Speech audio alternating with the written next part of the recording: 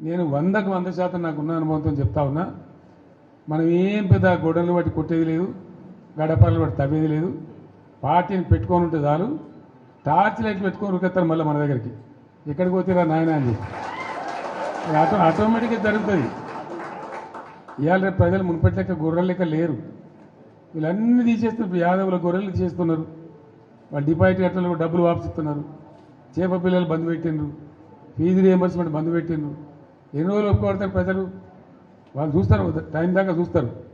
ఉన్నాయన్నీ ఎత్తేసి మేము 1, 2 ఇస్తామని 2, 4 ఇస్తామని నరికి అసలు మోసం తెచ్చినట్టు ఉన్నాయే పీక్ పారైతే ఇదేం అన్యాయం అని చెప్పి తప్పకుండా ఆల్రెడీ ఆలోచన చేస్తున్నారు.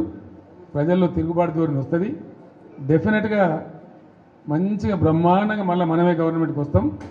ఇప్పుడు జరిగింది చాలు. ప్రజలకు ఏమైందంటే అక్కడక్కడ ఇప్పుడు వస్తున్న అనుభవాలు కఠినంగా ఉన్నాయి. ఇక చాలనుకుంటారు. మళ్ళీ తప్పిపోయి కూడా కాంగ్రెస్కి ఏతరా బాబు అనేటువంటి అభిప్రాయానికి వస్తారు. కాబట్టి మనకి ఏం ఇబ్బంది లేదు.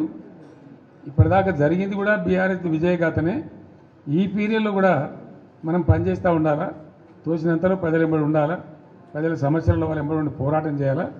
మీకు ఏదైనా మంచి చెడ్డ అయితే పార్టీ చూసుకుంటుంది, పార్టీ మీకు అండదండగా ఉంటుంది. మీరు ఇంత పెద్ద ఎత్తున లార్జ్ స్కేల్లో మహబూబాబాద్ నుంచి, కొంత మన మేడ్చల్ నుంచి, మన నల్గొండ జిల్లా నుంచి నాయకులందరూ వచ్చినారు. చాలా సంతోషం. ఇక ముందు ఏం చేస్తామంటే వారానికి 1-2 నియోజకవర్గాలు పిలుద్దామనుకుంటున్నాం. మీరు వట్టిగా మధ్యలో దీని రావడం కాకుండా ఇక్కడనే మంచిగా మనకు భోజనశాల కూడా ఉంది. మీకు ముందే వస్తే చెప్పి వస్తే ఏమైందంటే 1000 మంది వచ్చిన బాధ లేకుండా ఇక్కడ మంచిగా భోజనాలు ఏర్పాటు చేస్తాం. మనం కాసేపు మంచిగా మాట్లాడుకోవచ్చు. అది నియోజకవర్గాల డేట్లు మేము త్వరలో ప్రకటిస్తాం. ఆ ప్రకారం వచ్చినట్టయితే కాన్స్టిట్యున్సీ బై కాన్స్టిట్యున్సీ ఈజీ ఉంటుంది.